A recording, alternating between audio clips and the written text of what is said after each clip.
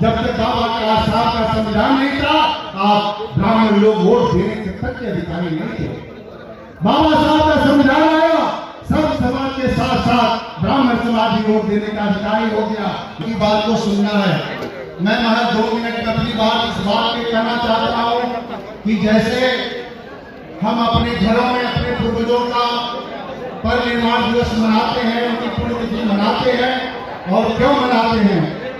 हम उस दिन उनको याद करते हैं कि जो उन्होंने कारवा छोड़ा था, जो उन्होंने अपनी सामाजिक और पारिवारिक स्थिति छोड़ी थी, उसको हमें आगे बढ़ाना है। इसी बात का हर लोगों के घर में पुण्यतिथि मनाई जाती है अपने पूर्वजों की। आज बाबा साहब जो पूरे देश ही नहीं पूरे विश्व में एक जाना माना नाम है, पूरे विश्व में छठे विद्वान थे। इस भारत को उन्होंने एक अच्छा संविधान दिया। आज उनका परिनिर्वाण दिवस है। एक साथी हमारे बोल रहे थे, बाबा साहब ने कहा था, अगर अपनी दुख दरिद्र दूर करना चाहते हो, अगर अपना इस समाज में इस देश में सम्मान से जीना चाहते हो, तो सत्ता की मास्टर चाबी अपने हाथ में रखो। जब तक सत्ता की मास्टर चाबी नहीं रहेगी, आप ऐसे पड़े रहेंगे, कोई पूछने वाला नहीं रहेगा। इसलिए बहुजन समाज के साथियों, बहन कुमारी मायावती जी, बहुजन समाज की एक सम्मान है। बहुजन समाज पार्टी की एक वो विधा है, एक उगता हुआ सूरज है। आज उनके नेतृत्व में पूरा बहुजन समाज एकत्रित है। इसलिए आप मानव काशीराम जी को और बहन कुमारी मायावती जी के जो कारवां बढ़ रहा है, उसमें अपना योगदान दीजिए। और आने वाले निकाय चुनाव में जो भी प्रत्याशी माननीय इंदिरा राम जी भेजें, माननीय सुशील कुमार भारती जी भेजें, प्रकाश जी, जो भी हमारे जिम्मेदार साथी हैं, जिस भी साथी को भेजते हैं, और उस साथी को जिताना आपका धर्म है, हमारा धर्म है। क्योंकि ये चुनाव लोकसभा का सेमीफाइनल है। हम विधानसभा में चूक गए थे। तरह तरह के लोग चट्टी चौराहों पर जवाब करना मांग रहे हैं, हमारे पास कोई जवाब नहीं है।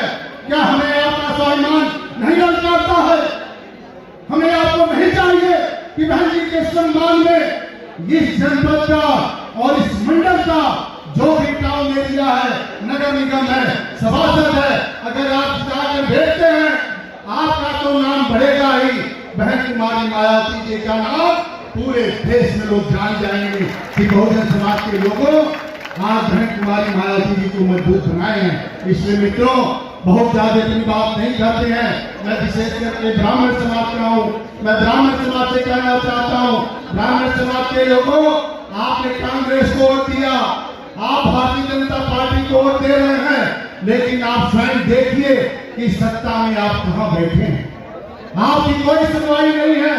आपके लोग प्रताड़ित हो रहे हैं, मारे जा रहे हैं।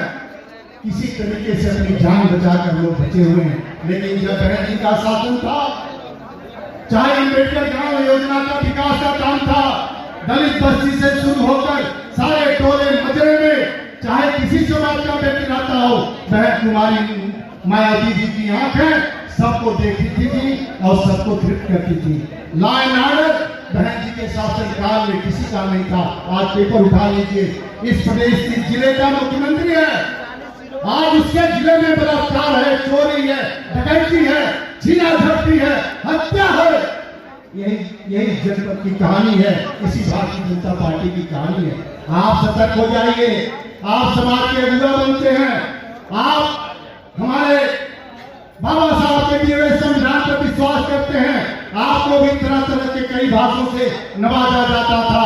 जब तक बाबा कैलाश साहब का संविधान नहीं था, आप ब्राह्मण लोग वोट देने के तक के अधिकारी नहीं थे। बाबा साहब का संविधान आया, सब समाज के साथ साथ ब्राह्मण समाज भी वोट देने का अधिकारी हो गया। इसलिए दोस्तों, अपने अधिकार को समझिए।